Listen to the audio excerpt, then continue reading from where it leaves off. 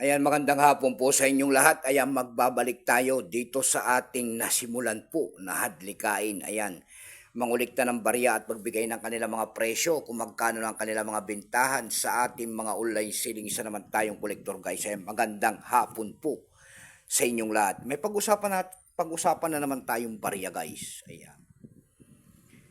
Ayan. Isang sentimo po. Year 1974 ni Lapu-Lapu. Yan ang ating pag-uusapang barya. Year 1974. Ayan, year 1974 guys. Tingnan natin to kung magkano ng kanyang bintahan. Ayan, sa ating online selling. Video po yan guys ha. Magandang klase. Ayan. Ayan po, medyo malabo ah. Ayan ang ating pag-uusapan guys.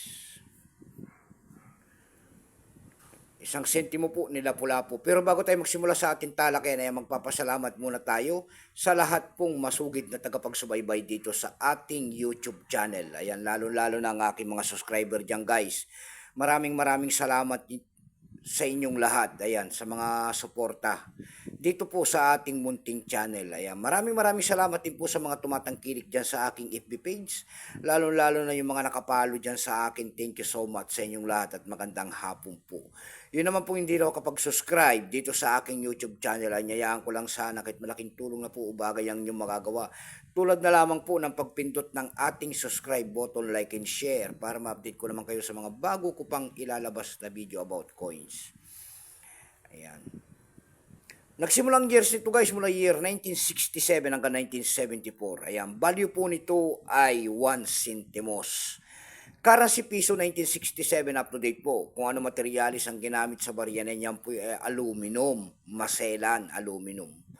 May bigat lamang itong 0.5 grams, may haba itong 15.25 mm, may kapal po naman itong 1.37 mm, orientation ay coin alignment.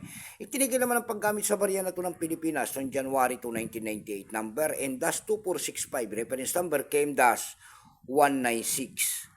Ito pong year 1974 na ito guys, ito po ay Philadelphia in San Francisco, men. Ayan, hindi po gawa dito pala to. Ito po ay 33% guys, 33%. Ayan.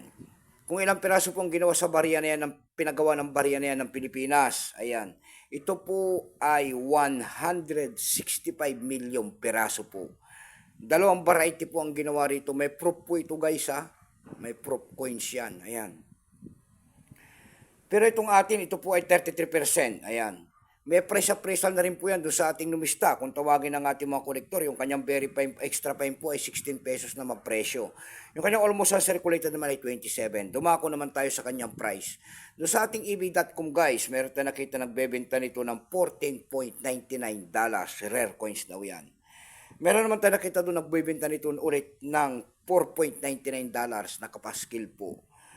Ayan, nasundan po ito ng $3.20. Yung pinakamababa po na bintahan doon ay $2.45. Dako naman tayo sa Carousel PH. Sa Carousel PH naman po, meron na nakita nagbebenta nito ng 150 pesos.